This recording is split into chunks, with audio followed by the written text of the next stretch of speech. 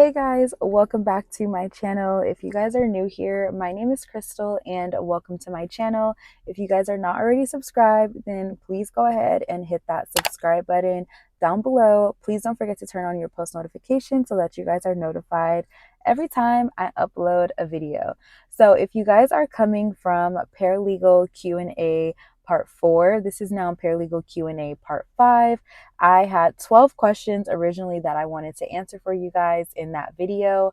And like I said, I always try to make the answers to the questions like super informative, but also like very clear cut, concise, and brief. And once I hit 20 minutes, I was like, okay, I need to answer the next 6 in the next video. So I've since taken off my blazer because I'm sitting in the hot car. As you can see, there is sun rays beaming in right now, and my sunroof is shut.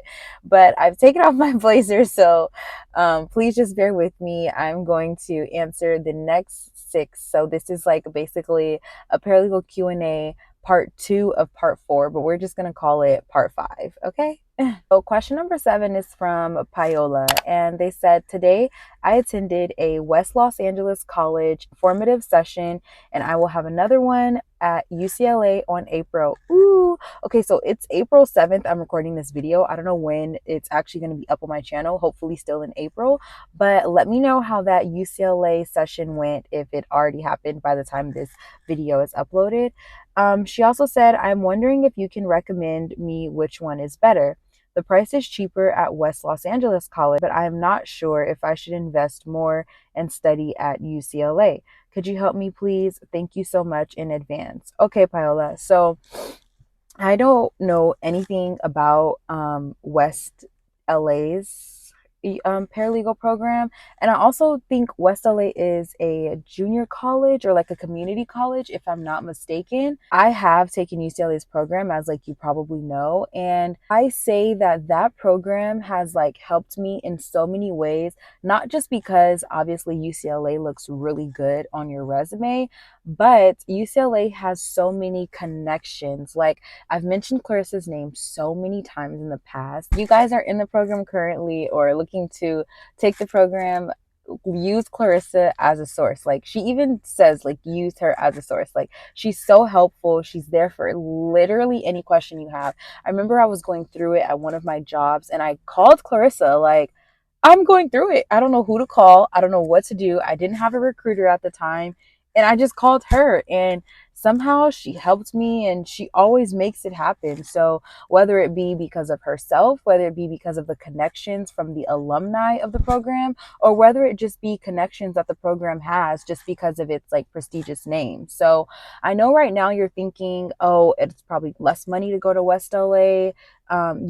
Again, do whichever suits your circumstances better. But if you can, I think that attending UCLA will be a little bit more helpful, if not much more helpful, in your paralegal journey, just like the people you meet and cross and the resources it provides. If you want to talk more, send me an email or comment down below, and we can just chat more down below in the comments. So question number 8 is again from Paola. I didn't realize I put 2 of her questions in here, but she said, do you recommend an online blue book and law dictionary? I think that if you can get it online, and if it's like cheaper for you, then so be it. I mean, people have their laptops and iPads in class all the time. The only reason I say maybe you should get an actual physical book for the class is because I do remember a couple of professors letting us use the blue book, not necessarily the law book, but letting us use the blue book on an exam. And obviously when you're taking an exam, you can't have electronics out. So if your blue book is on your iPad or your laptop or your phone, you can't use it during the exam. So maybe try to see if you can rent it on Amazon for the course of, you like rent the actual hardback book for the course of your program, and then once your semester or whatever is up, you can return the book. This like ray of light right here, I'm so sorry you guys, I really hope it's not bothering you. It's throwing my eyes off right now, but yeah, so that's what I recommend. And then you asked me what law dictionary do I recommend. I'm gonna put a picture of the law dictionary that I have to this day, and I still use it when I'm like not lazy and want to use Google, because like there are some definitions I want to see what the real legal definition is. But this is the book that I use as well. You can get it online, you can get it on Amazon. I'll make a note to actually leave the Amazon link for the blue book and the law book that I used down below in the description. So question number 9 says, it's from Madison, and Madison says, my major is philosophy. Can I still be a paralegal, or would I have to switch my major? No, not at all. Like I said, I don't know if you've watched like previous videos, but you can have your degree in anything. You just need a degree. Like a degree in general will help you out. Obviously, it'll be better if it's something in the legal field. It's better for you because you have more knowledge as well. But even if you want to go to law school, you can have a bachelor's degree in anything. In computer science, in arts, you just need a bachelor degree in order to get your law degree and go to law school. And it's the same for like being a paralegal. But I would say maybe once you are done, take a paralegal training program, like similar to UCLA's. And I know it sounds like I'm always like plugging UCLA, but guys, I had no idea like how amazing their program was until I actually took it myself. So yeah, take a program like similar to that, or even a program out of junior college would probably help you, just so that you kind of know a pleading from a discovery from a correspondence. Because if your major is philosophy, I'm pretty sure they're not really teaching you like legal things that a paralegal course or that like a pre-law undergrad major would know. I did actually take a few philosophy classes because my degree was criminology and criminal justice, and then my minor was forensic science. And I'm trying to think why I had to take a couple of philosophy classes. I actually loved those classes. I took 2 because it really, made you think on your toes. So if you're majoring in philosophy, like that's amazing. Also, too, maybe try to see if you can add on a minor. I know a minor, for me at least, it was 8 extra courses. I know colleges vary, but try to see if you can add a minor. I don't know when you're graduate. If it's gonna like mess up, what you have going and stuff so far, or throw you off track, I say don't do it. But I think it's something to look into and potentially explore. You can minor in like criminology or something. That would give you like an extra 8 classes just to like, get your feet wet a little bit in the legal field, so that when you're on the hunt, like looking for a job, you at least kind of know a little bit of what you're talking about, if that makes sense. And I know you're currently in college now, but summer is coming up and a lot of internships happen during the summer. I know a lot of people just want to like party, but listen, work hard, okay? And then you play harder. So now is your time to get on your grind. Like I said, like an internship or work part-time somewhere as like a receptionist. I think I said this in paralegal Q&A part 4, but as like a receptionist, as a file clerk, anything that you could do to put your foot in the door, get your feet wet, because you at the same time do want to get a little bit of knowledge in the legal field, at least if you're looking to, become a paralegal. So I don't think you should change your major, depending on how far you're into. If you're like year 3, like, no, I wouldn't suggest changing it if it's gonna like mess up your route too much. I actually know somebody who majored in arts and then went to law school and got their degree in law. So, but you're getting your bachelor's, and that's amazing. And good luck on your journey and congratulations. So moving on to question number 10. I'm not sure if this person has their name on there. It says dining with varsity students, but they said, hey, is it possible for me to become a paralegal in your country, the USA, if I have qualifications from South Africa? So I did a little bit of research on this, and I said most paralegals hold an associate's or bachelor's degree from a program that has been approved by the ABA, right? It's also helpful to complete an optional paralegal certificate programs such as NALA's certified program, or even taking the CP exam, which is a certified paralegal exam. And lastly, I wanted to mention there also may be some state rules that you need to comply with. Like California has like super like strict requirements or laws, but you just said in the country. So I don't want to just talk about California, because you may be wanting to go to New York, and California may be completely different than New York. So whatever state you want to go to, I think you should just like look up the criteria for that specific state. I also said my question to you would be, what qualifications do you have in South Africa currently? Like, do you have a degree? Do you have, and how is it broken down? Like, do they do bachelor's and master's and doctorates like here in the USA? So do you have a degree? Do you have a certificate? What type of degree do you have? And what do you have your certificate in? If you do have one, I also put how much schooling did you have, and maybe see if that schooling can transfer to California. Are you already done with your school? Are you still in school? Like, there's so many like little caveats to it, because I was answering your question, but then I'm like, wait, I have so many more questions for you. Basically, so with that being said, you already have some experience in South Africa, so that's a great thing. The only thing is that also depending where you go, the laws obviously are going to be very much different in South Africa than perhaps the laws in California. But that's neither here or there, because no matter, even if you go from a different law firm, like a criminal law firm to a lemon law firm, the laws are going to be different because now you're doing lemon law instead of criminal law. So regardless of where you go, you're going to have to like learn a new type of law.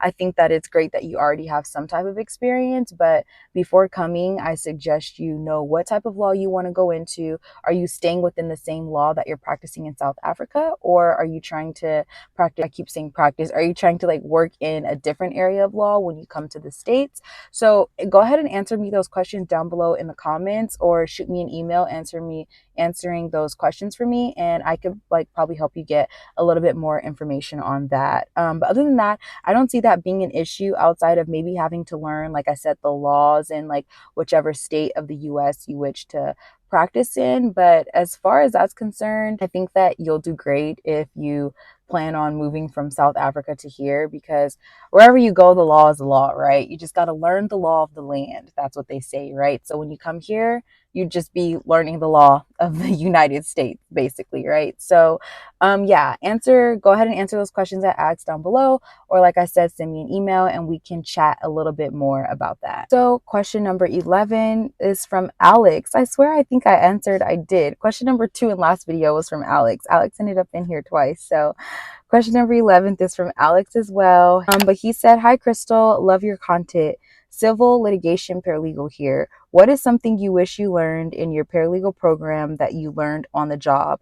I'll go first. Pre-trial deadlines. LOL.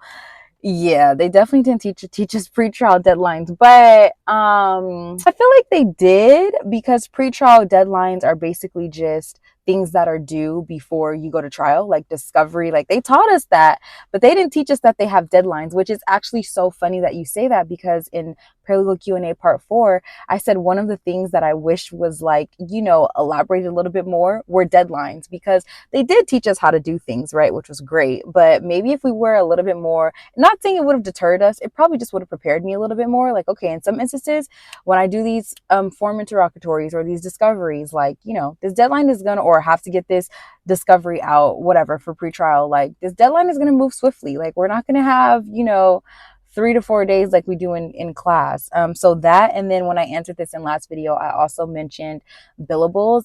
They did teach us billables. So coming out, I knew how to do billables. I knew what they were.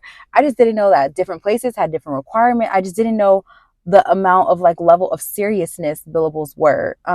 So I would definitely say billables. Yeah, you said pretrial deadlines. I'd love to know what you guys think that have taken paralegal courses. What is something that you didn't learn, or you did, but you just wish they would have taught you a little bit more, gave a little bit more emphasis on in paralegal school? So I would say another thing that I don't necessarily wish I learned, but it's more so another thing that I taught myself how to do once I was out of paralegal school, because no one else, I don't know if somebody else is going to teach me this, but no one else taught me this. I kind of had to teach it to myself. But it was basically keeping track of my assignments and like keeping a personal work log for myself. So for example, I'm going to try to put an example on the screen here, but I basically make a chart and I do like, and you tailor this chart to like whatever you're doing. Obviously, if you're in criminal, your chart's going to look completely different than mine. If you're in civil, again, remember, I'm in entertainment. So I also base this chart off of the flow of my job. So I'm like, okay, someone sends me this and they ask me to do this. Who is the client asking me for this? What day did I receive this? What day did I give this to my attorney for review, if it needed attorney's review? This isn't something I wish they taught me, but this is something I think that will come in handy for everybody. Don't just think that this chart applies to everyone. You're going to create your own chart. And even as I do more things, I add different columns to my chart. Like, when did I send this out for signature, or did somebody else send this out for signature?